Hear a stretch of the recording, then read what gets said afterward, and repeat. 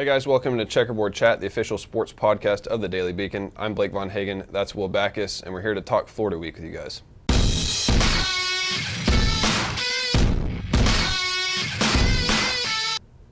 Well, Will, before we talk about Florida, I guess we should recap. We haven't been on since the ETSU game, so ETSU, UTEP, Tennessee a 59-3 victory over ETSU, 24-0 shutout last week. What are some takeaways you have from those games? Well, from the ETSU game, it was pretty much what you expected. They came out and dominated an obviously inferior team. A lot of different guys got playing time, but then you have the UTEP game, which might be seen as kind of a disappointment.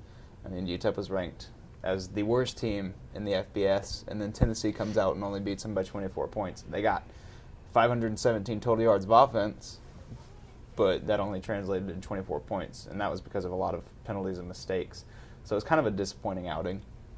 Yeah, I mean, the way I saw it, it was almost more of like the ETSU game.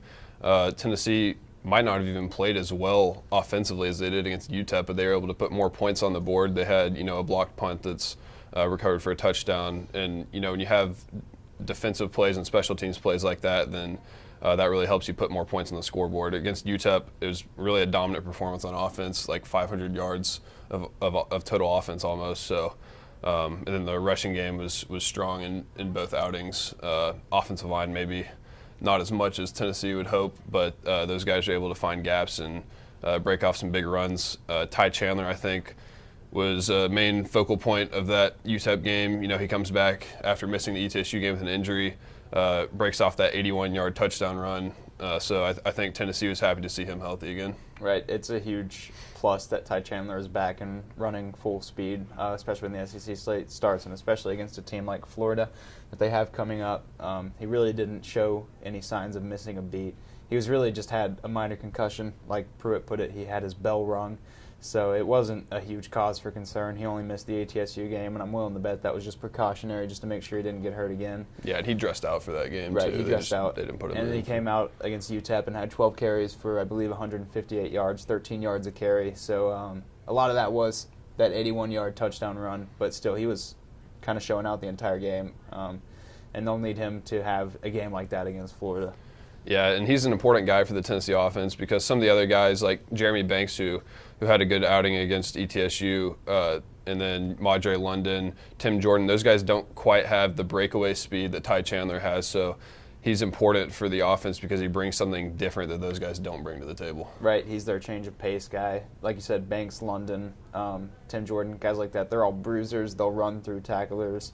And you want that in the kind of offense that Tennessee runs. And they've all shown that they're very good at running the ball, but you need a Ty Chandler to go in there on passing situations or even on first downs as your speed back, as your change of pace guy, a guy that can run outside the tackles better, get out there and make linebackers miss or people in the secondary miss, and just kind of get breakaway speed like he showed against UTEP on that 81-yard touchdown run. A lot of guys had angles on him, and he just ran right past them.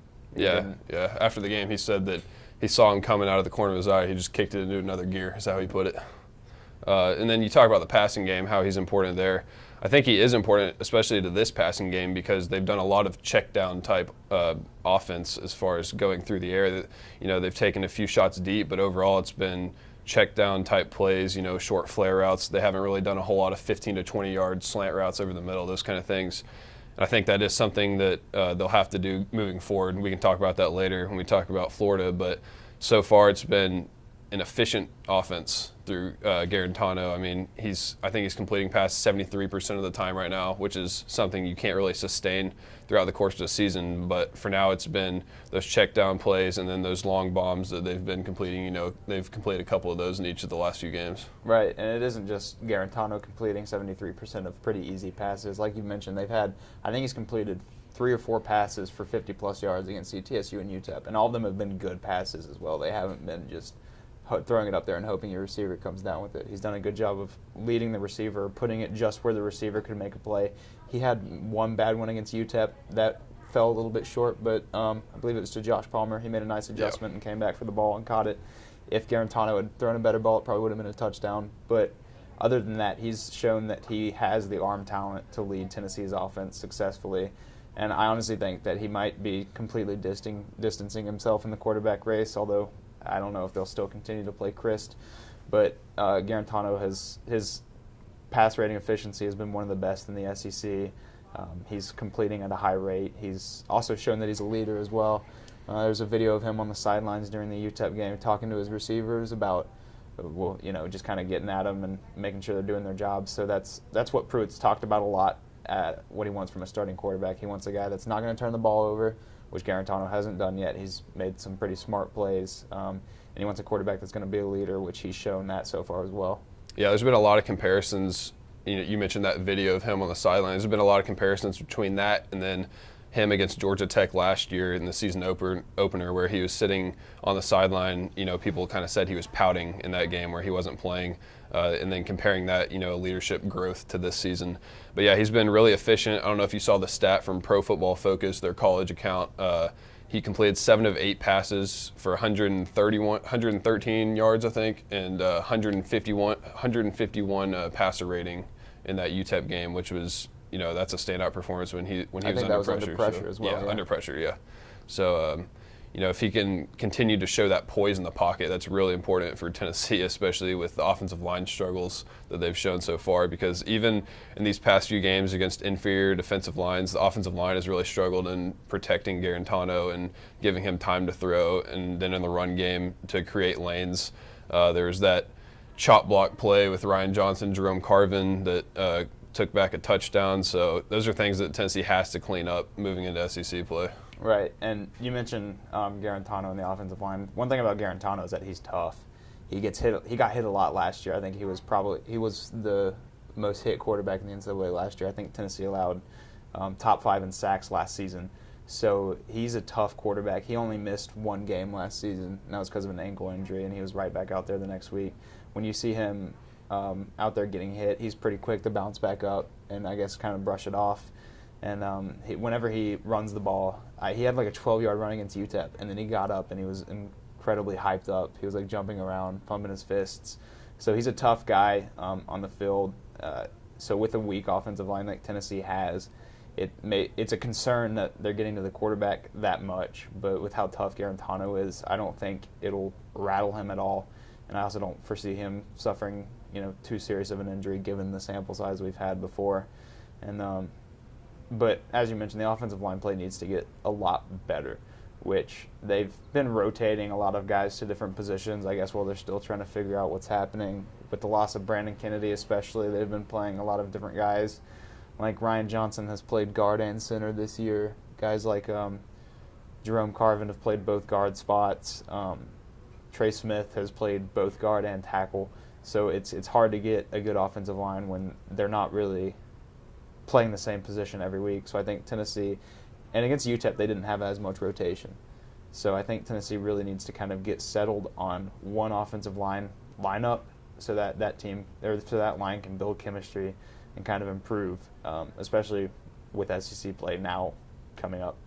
Yeah, and usually you play a lot of guys either when you have a lot of talent or you don't know what you have. And I think right now for Tennessee, they're not really sure who's going to be consistent there. So they've been continuing to shift those guys around. We've given a lot of credit to Garantano, but also, I think the wide receivers deserve some credit. Those guys have I think there's only been 1 drop this season. Brandon Johnson dropped in the last game. So if the wide receivers can continue to make those plays for Tennessee, that's huge. I'm interested to see if the tight ends get more involved. Dominic Wood-Anderson, he's a highly touted guy coming in. He's made a couple nice plays, but overall, he hasn't really done a whole lot. So I'm interested to see if they use the tight end more than just blocking and a few check down passes here and there in SEC play. Right, and I think Dominic Wood-Anderson is the only tight end to catch a pass so far this year, and he's only caught a few, and I don't even think he's eclipsed 50 yards yet total.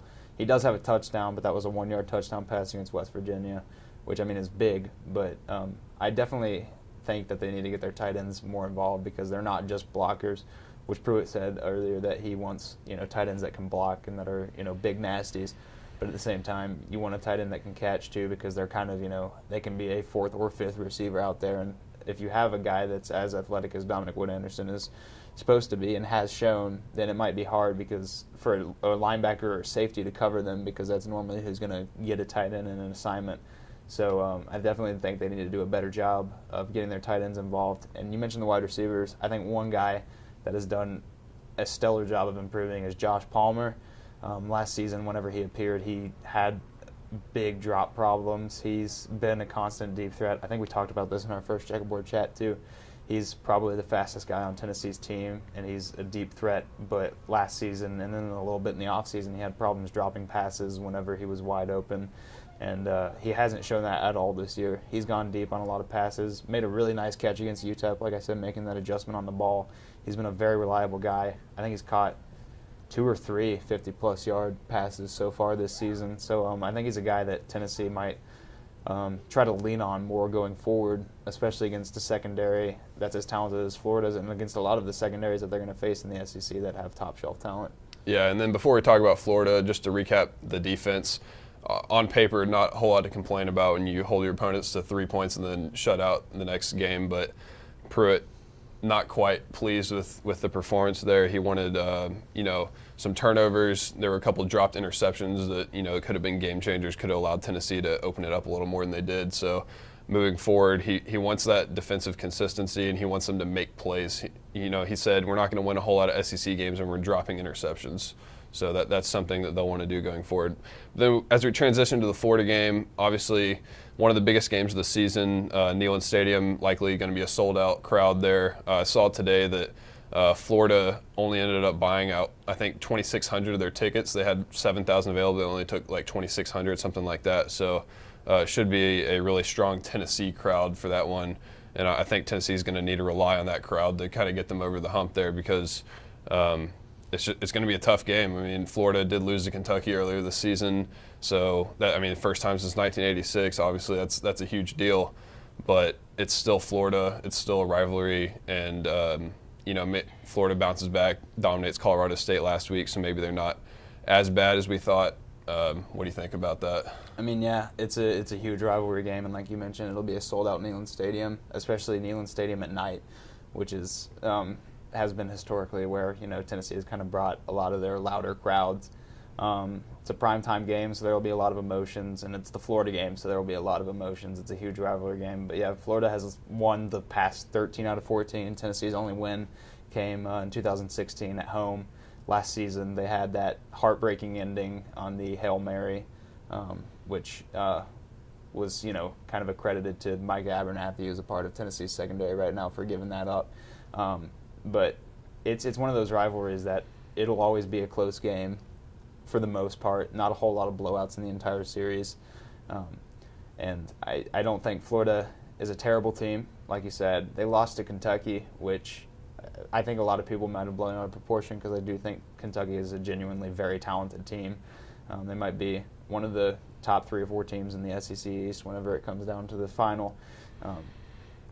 And Florida, they showed out against Colorado State. They've got a very talented wide receiving core, so it's going to be a big challenge for Tennessee. Yeah, it definitely will be. And it's interesting to look at the dynamic of the first-year head coaches. You got Dan Mullen in his first year, and then you got Jeremy Pruitt in his first year. I think our soccer writer, Noah Taylor, said that this is the first time since 1970 that both of these teams have had first-year head coaches going into this matchup. So it's interesting to look at who this game is more important for. Who do you think it's more important for between Mullen and Pruitt? I'm going to say Jeremy Pruitt just because it's his first SEC game as a head coach. Mullen is coming from Mississippi State where he found a lot of success there.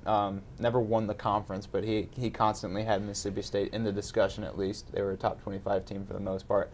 So he understands what it's like to coach in a big, crunch time SEC game because he had rivalries against Ole Miss, and then he played Alabama every year.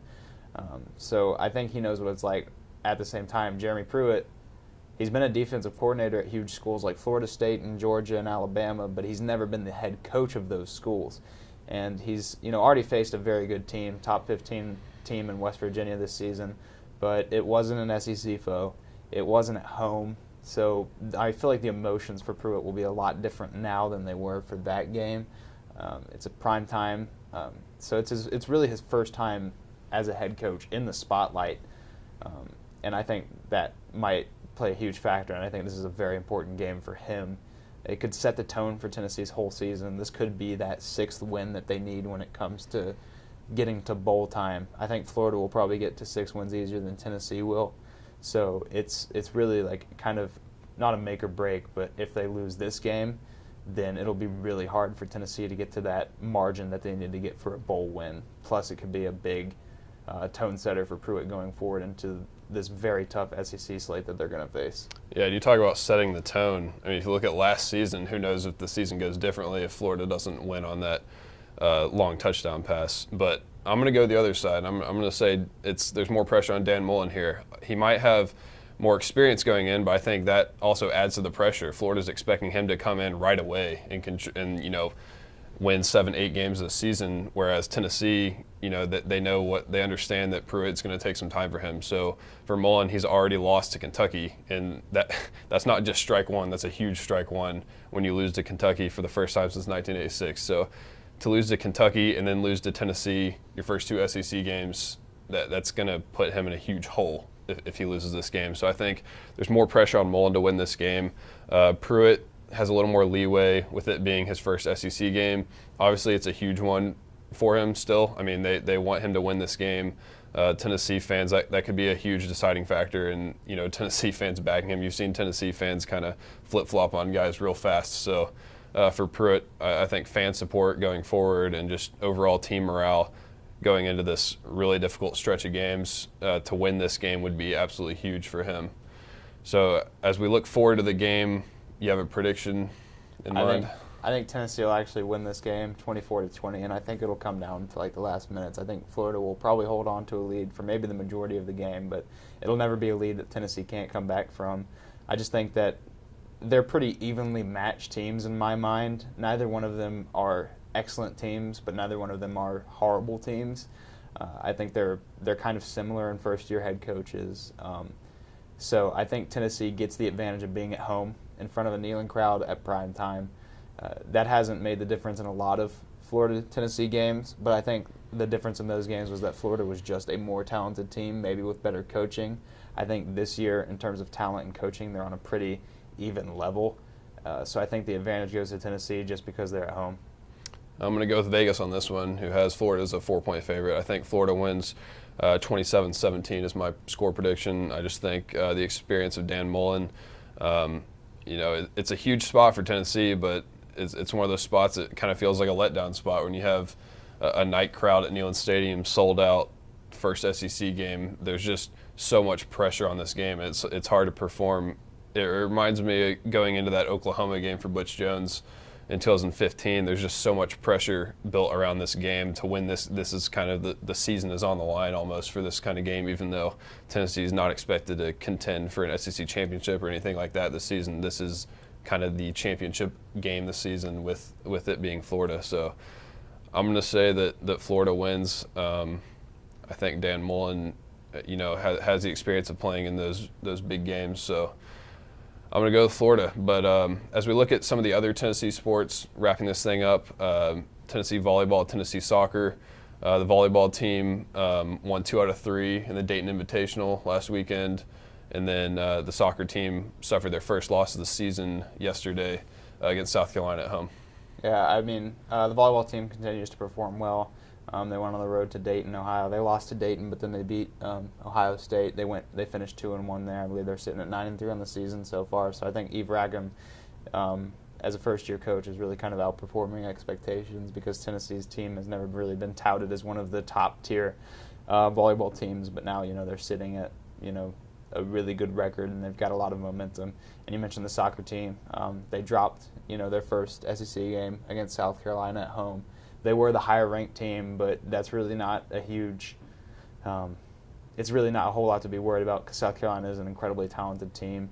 They've been to the SEC championship a lot of times in the past. They made the NCAA tournament last year. So even though it was at home and it was the first SEC game, I think that it's really not a whole lot of cause for concern.